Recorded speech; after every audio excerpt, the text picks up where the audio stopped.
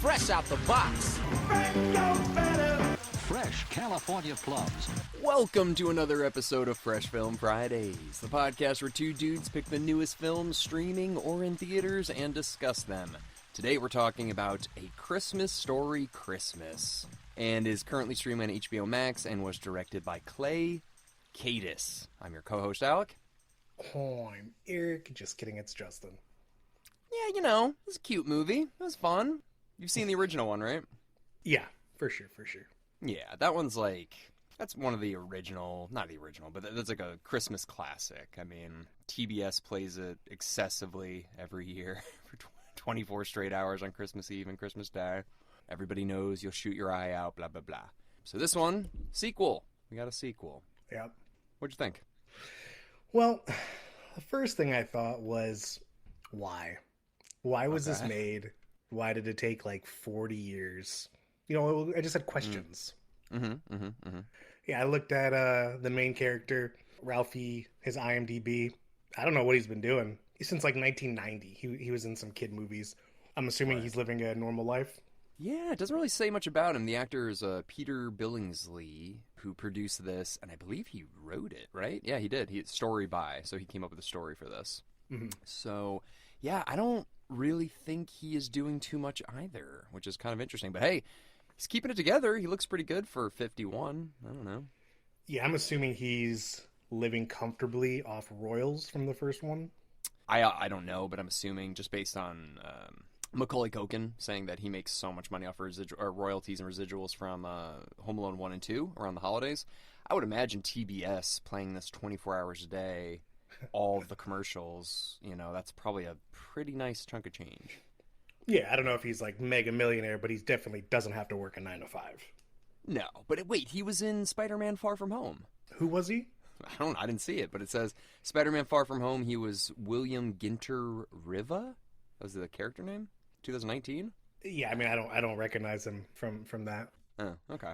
Anyway, so he was, I guess he was in that. So he has been acting, but definitely not like a household name or anything like that.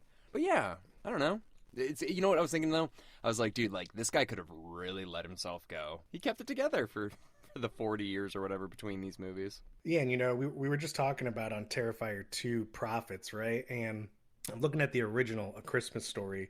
Budget was $3.3 million, roughly, and it grossed almost $21 million.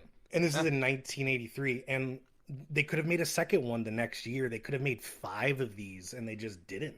I mean, we're also kind of looking at this from like a modern day standpoint, like, and again, I wasn't there back then, but it seemed like back then they were just making movies to make good movies. Now it's like, okay, do you have sequel potential? Is this going to be, you know, marketable in all these other countries? Spider-Man 73. But seriously, it's like, it's not about the movie anymore. It's about like, how much money can we make? Is it profitable in multiple markets? Where's the sequel potential? You know, where in 1983 they're making this movie and then that was it. That's true. Well, the question I have for you is, if this movie did not come straight to HBO and came out in theaters, do you think it would be profitable? No. Why? I just think that there's like not a... It's been too long, you know? It's been 40 or 39 years since the last one came out. You know, either you loved it when you were a kid, but that's the thing, like my parents were like 18 when this movie came out, so they didn't really show it to me as a kid. Like I just kind of came upon it. It wasn't like one of those movies that they showed me. Like, how did you see the first one when you were a kid? It was probably just rerun on TV and I watched it, but you're right. Unfortunately, if you don't fit that exact like timeline, like you're not 7 in 1983 or you watched it as a family and now you're showing it to your kid, this is just another Christmas movie that you would have missed. Yeah, I mean, I think like the first one takes place in like 1940. So, you know, like my grandparents were like just being born then. So I don't think even they were watching this movie in 1983 being like, that's like my childhood. And then my parents were too old in 1983 to really show me this. So yeah, it kind of went under the radar for me at least, but I've always liked it. You know, I've seen it, I don't know, probably 10 times throughout my life, but it's not one of my go-tos. Yeah, and you just reminded me of one of the biggest issues I had with this movie. So you said the first one took place in the 1940s, right? Yeah, in 1940, yeah. Okay, so this is how long in the movie later? I mean, he's like a kid. It's at least 35 years, right? 40 years. So this movie takes place in 1973, I think, or 74. So it would be Oh. 35 years or 34 years later. Yeah. Okay, I thought it was later because a lot of the technology was like super old, like the cash registers and the cop cars. So for some reason, I thought it was like the 90s or something. So yeah, 70s. It makes sense then. Yes, it's 1973, 33 years after the events of A Christmas Story. So Okay. that was the thing. I didn't, to your point, I didn't really think they did enough to hammer home that it was the 70s. Like, no 70s music really, with the exception of the cars. I guess the outfits were sort of 70s, but I don't know. It didn't stand out that much to me. Yeah, that, and then other than the one crying scene where he was writing the obituary, they seemed like pretty okay that the dad just died during Christmas, which is like their thing. The mom was like completely fine. Nobody really seemed like overly upset. I don't know. What do you want? Like a scene of them just all hugging and crying? Like, I miss Dad. It's like, I miss Dad too. I mean, something. I mean, yeah, I don't know. They're pretty upset. They had the phone call where it's like, stay right there. We're coming. I started laughing when they arrived at the mom's house, and he was like, "All right, it was no big deal, Mom." And I expected her to be like, "Oh, actually, your father's fine. We just didn't want to drive to shithole Chicago." Like, Oh my God. No. Well, I was like trying to think. I don't know if they said it, but like I think this guy was born in like 1900, right? Like the character is supposed to be born then. I don't know. So this guy's it's a dude from Gremlins. Don't give them water after midnight or something. Whatever he said. is that him? Yeah, dude. Oh wow. I don't know why I didn't think that. Yeah, so I mean, I don't know. Like, on paper, this is a good idea for a movie. I mean, it's like, hey, how are we going to do a follow-up to this? It's like, why don't we make Ralphie be the guy that has to, like, take the place of his father and make sure his kids have a great Christmas?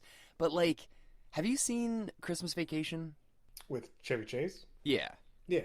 That's kind of what that movie is. I mean, nobody dies, but like, there's that scene in Christmas Vacation where Chevy Chase is like watching his old 1950s like film footage of him as a kid, and like, wow, like my dad used to make it all come together, and like that's kind of the whole plot of that movie is like he's the guy that has to deliver the great Christmas now. Like he's got to put the lights up, everything's got to be perfect. So when I was watching this movie, I was like, it's a good idea, but it felt very reminiscent of that plot of A Christmas Vacation. Yeah, but we've already talked about this. Movies are just recycling at this point. Like, there's only people have no more new plots. So Then don't make it. I don't know. If you don't have a new idea, just don't make one just to make it. no, I'm confused. This guy, he's not in Gremlins. He's the dad in Billy Madison. That's what I was thinking of. Oh, yeah. I was like, I don't remember that guy from Gremlins. Damn but- it, Billy! Like, Yeah. Oh, right. Yeah. But anyway, so I mean, I don't know. I just didn't really think the plot was super original, but it was fun to see. I don't know, the passing of the torch in a family, I guess. yeah, it had a lot of nostalgia. He went to the hometown bar and he saw, all his friends who I guess just like didn't move away, and they go to the bar every. Dude, there were a couple scenes where I laughed pretty hard. Really? What's that dude? The guy with like the crazy hair who ate like 10 casseroles, and he's like, "I come here to get away from my family." Yeah. I guess that was kind of funny. Yeah. He wasn't in the original one, so that was kind of. I don't know why. They Oh, he introduced wasn't? This... No, this like washed up old football star. Yeah, remember like the Oh. most popular girl the most popular guy in your high school? That's what happened to him. It's like he's just a alcoholic, I guess. That I like the cowboy scene. That was cool. It was okay. It was good for the whole family. Yeah, I mean, it takes a lot of the things that made the first one fun. Yeah, like that cowboy scene where it's just like, Ralphie, like, you gotta help us, and it turns into like a different movie. Like, yeah, that was fun. Same thing, I feel like they were really trying to just like recapture the magic of the first one where it's like Ovaltine. They're talking about Ovaltine so much in that one. This one, it's like Bactine. It's like my mom would put Bactine on everything, and they just talk about Bactine the whole movie. You're like, okay. So like they're trying to make connections, but Now I remembered the funniest scene that I laughed at was when he was in prison and the family is like in the future and the son's all like emo with a paperclip through his lip and he's got a British accent. He's like, why are you talking like that? And oh, now you care, Daddy. You didn't care before. It's like, and what? then the daughter's eyes all messed up from him throwing the snowball and she's pregnant. Like Yeah. I was like, okay, that was pretty good. That was pretty Yeah, that scene was pretty funny. It's just like, what happened to your eye? And they all look at him like, you did this. And he's like, oh my god. Yeah, okay, that was probably the funniest part of the whole movie for me. Me personally, I've never been a fan of movies where like the monologue thing's going on, you know, where like the guy narrates, you know, like he's talking and he's also talking in his mind. I'm just not for me. But yeah. Did you like it in this one or no? It was okay. It's just not my style of movie that I like. Okay, so you like hate like Arrested Development then, I'm assuming? I haven't seen Arrested Development in a while.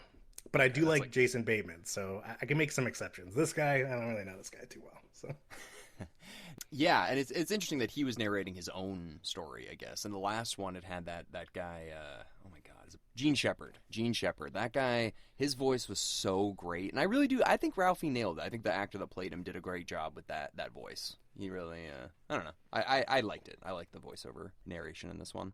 What would have happened if he didn't get a call about the obituary writing? Like, I mean, they had like, first of all, I've never heard of cracking an egg in a radiator type thing, but it sounded like they literally had $0 to their name. And it was just funny because like, he's only been out of work for a year. So I don't know what their financial situation was a year ago. Maybe they were okay and they ran out of cash, and I don't know if the mom's working. But when the mom was like, you know what, I've been thinking, even though we literally can't afford to eat and our car's broken, you can give it a little longer. And I'm like, can you though? Like, yeah. Can you though? Like, when they opened the egg carton and there were no eggs left, I'm like, you couldn't even get more eggs? Like, dude, the ending was a little stupid. Like, yeah, like, so the plot is basically Ralphie is a struggling writer. He took a year off from his career, which also I don't really know if you can do that. You can be like, hey, I have a great job where I'm able to support a family, and I'm going to just take a year off. Hopefully, if this works out. If it doesn't, then I'm going to go back to my job. Like, I don't really think that's a thing. Also, no idea what the wife does. If she has a job, I don't know. Does she have enough to support an entire family? So, yeah, so Ralphie fails at his writing mission. His book gets turned down by 16 publishers, and the local newspaper in Indiana gets his obituary that he wrote about his father in the first movie, just writing about the plot of the first movie. The local Indiana newspaper thinks it's such a great story that they don't only publish it not as an obituary, but as a story in their newspaper. It somehow goes in syndication. This is like the smallest newspaper in the country, then it going into all these other ones. Like, no one's going to care. This is about a dude in this town in Indiana. That's why everybody's like, good job, Ralphie. You're the man, Ralphie. Nobody's going to give a fuck in Kansas about this story. They were like, yeah, the literal one publisher who liked your writing, who just happens to be working on Christmas. It's like, he liked it so much that they're just going to approve you for books. Like, they just want books now. I don't know if it was about the book. I don't know if it's like he's like a columnist in a newspaper now. But yeah, exactly. He wrote the obituary the day before Christmas. This guy is just working on Christmas. He's like, God damn, this is good. You know what I'm going to do? I'm going to somehow reach out to all these other national newspapers, hoping they're working on Christmas Eve or whatever, and convince them to publish this guy and to give more. Like, give me a break. Give me a break. We're not stupid. Like, I know it's Christmas and blah, blah, blah. No. I mean, the movie hit its two main points, which was it's about family, which is, that's what the movie did a good job with, and that, like, Christmas miracles can happen because, like, this dude was, I mean, granted, back in the early 70s, like, one person could support a family with a mediocre job. Whereas if this was today, he'd be like on the corner. Like Ralphie would be on Ralphie's corner, like $5 Ralph jobs. Like and you know what else I was laughing at too is they have the shittiest car in the parking lot, right? Mm-hmm. And they saved up like all year for Christmas presents. And you're telling me that if you're a robber, right? And you're in a parking lot and you're looking at all the cars, you got nice cars, shitty cars. You're telling me you're breaking into the shittiest car hoping there's something in there? I'd be breaking into Mercedes-Benz and Lincolns and something. I think we're overthinking this a little bit. Yeah, I think we're doing the perfect amount of thinking. It doesn't make sense. I mean, it's just supposed to be a Christmas movie. Like if you're a robber and you're at the mall, right? Yeah. and there's like there's a Lexus, there's a Toyota big SUV, nice one, and then you have like a really old like '93 Honda Civic where it's like rusted. You're like, I'm breaking into that one. I wouldn't do that if I was a robber, but they have to give him a reason to be like, Jesus, this family's about to move back in with their mom. Like, it's getting real bad. Yeah, I don't know, because like literally, he quits his job in his 50s. Like, also, like, I'm sorry, but like, Ralphie, like, if you wanted to be a writer, you probably should have tried to do this before you had a family and like did all this stuff. Like, why now are you putting this entire burden on your wife and your kids, being like, I never got to accomplish my dreams? Why? What were you doing in the 60s, Ralphie? Were you on drugs? What were you doing in the 1960s that you couldn't go off and, try this then when you were young and didn't have a family? Why are you bringing your family into your failure, Ralphie? What if that was an extra like deleted scene where the kids are listening from the top of the stairs as the mom and dad are downstairs looking at the empty tree, and she's like, why'd you have to do so much cocaine in the 60s, Ralphie? He's like, I'm sorry. Yeah, no, but see, it is kind of interesting. Like, usually I've never seen a movie like this where it's like the dad's like, listen, I've always wanted to be a writer. I know I'm 50, but I'm going to quit my job for a year, and it's all on you. And we don't even know what the wife's job is. So anyways, yes, we beat that to death, but it's just weird. It's just weird. You know what else is weird? Why the hell was this movie filmed in Bulgaria and Hungary? Yeah, I don't know. We've been seeing that a lot of movies are filmed in random countries, like Lithuania. Well, I think Texas Chainsaw Massacre, the 2022 one, that one was also filmed in Bulgaria, I think. Yeah, I gotta believe that they have maybe like areas for like these countries like have massive areas where there's hotels and restaurants that are like dog cheap for films to produce, like land specifically reserved or something. Yeah, I mean, you're probably right, because I'm sitting there being like, I don't think Belarus probably looks like Indiana, like a suburb of Indiana. I could be wrong, but I'm gonna guess that it doesn't.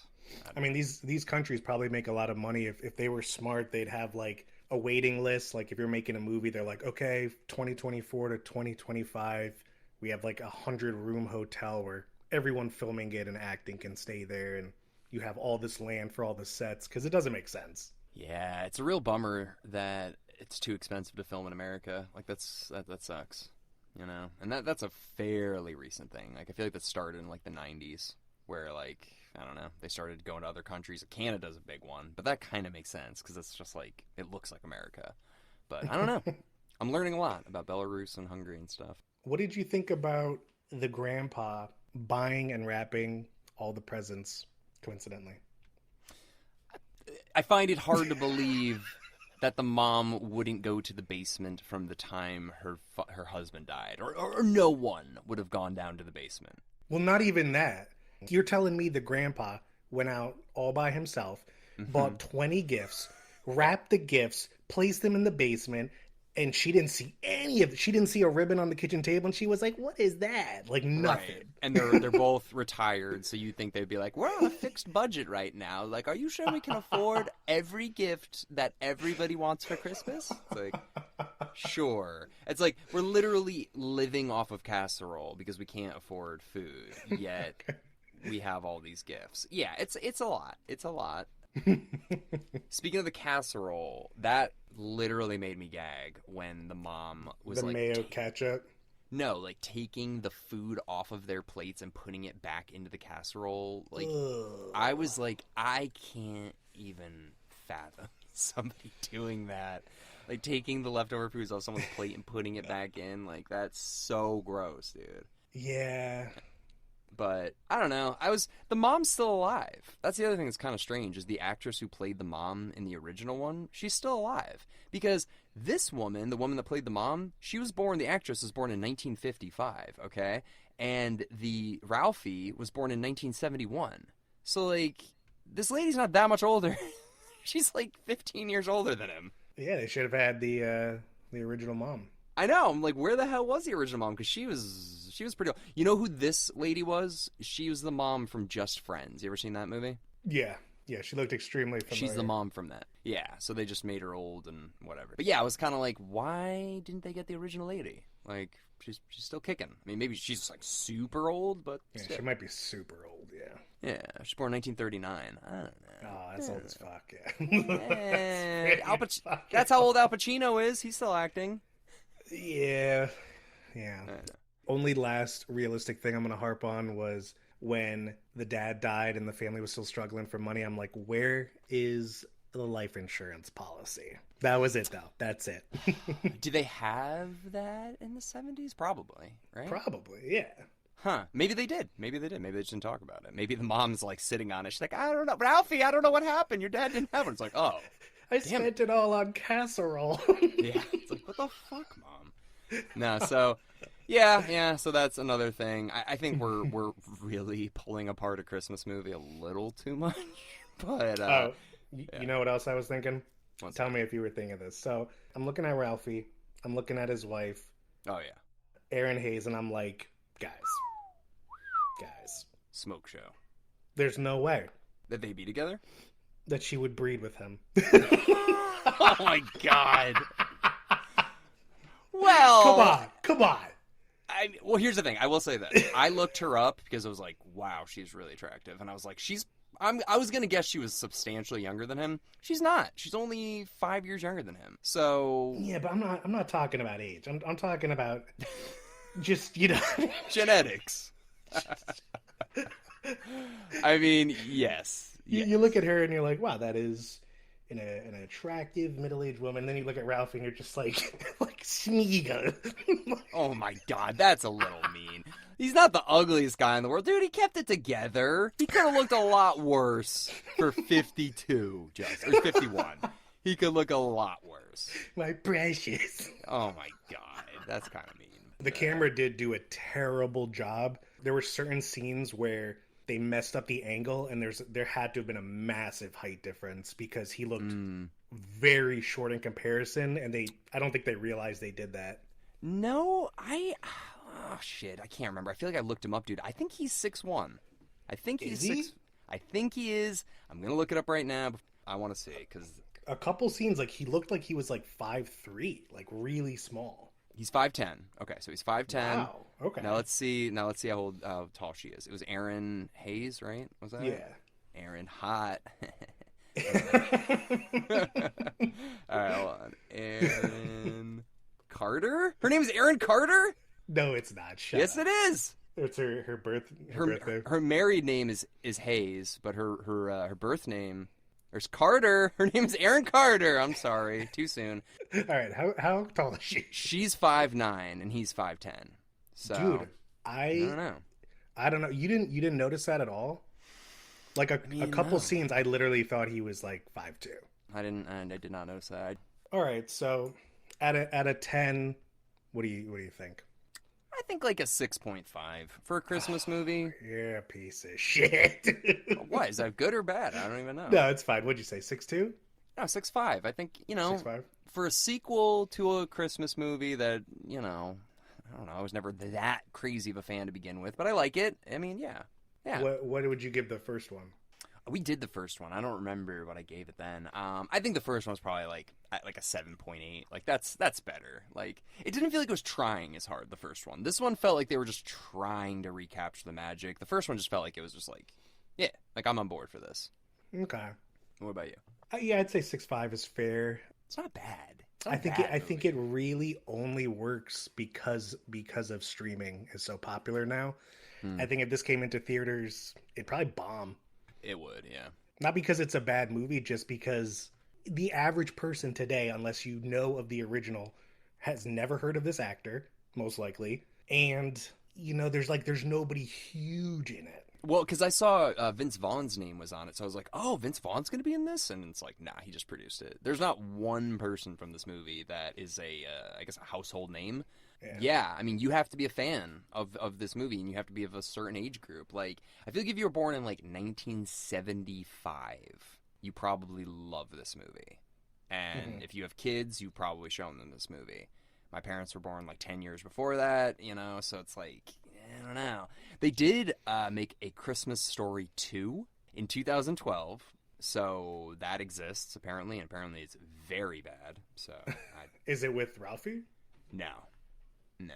Oh. So straight to DVD or straight to VHS or whatever. Yeah, straight to DVD. It's got a 3.4 on IMDb, and it takes place 5 years later, 5 years after the first one. Okay. Yeah, and I guess they did a Christmas Story Live, which is probably one of those like Peter Pan Live or whatever that stuff was on Broadway. They did that in 2017. So, with the exception of the TBS 24 Hours thing, and then Christmas Story 2 and Christmas Story Live, like they've been trying to keep this shit alive since 1983. Yeah, trying. Yeah, I don't know. Do you think they're going to be done? Could you imagine a sequel to this? I mean, could I imagine one? No, I didn't ever expect this one, and I think with the amount of streaming platforms that there are now, there's so many platforms buying up certain things like Beavis and Butthead and like South Park and Jackass that like anything's possible at this point. I know. Yeah, I'm trying to imagine like a Christmas Story 3, and it's like, is anyone gonna care? Yeah, I wouldn't be surprised if every year HBO pumped out another one just to be relevant to these, competitive to these other platforms. Just make a new Christmas movie. I don't know. Lifetime and Hallmark seems to crank out like 100 every year. Those movies are really bad. Yeah, but I don't know. They advertise to wives. They're like, "Do you hate your husband? We'll show it by watching this shitty movie."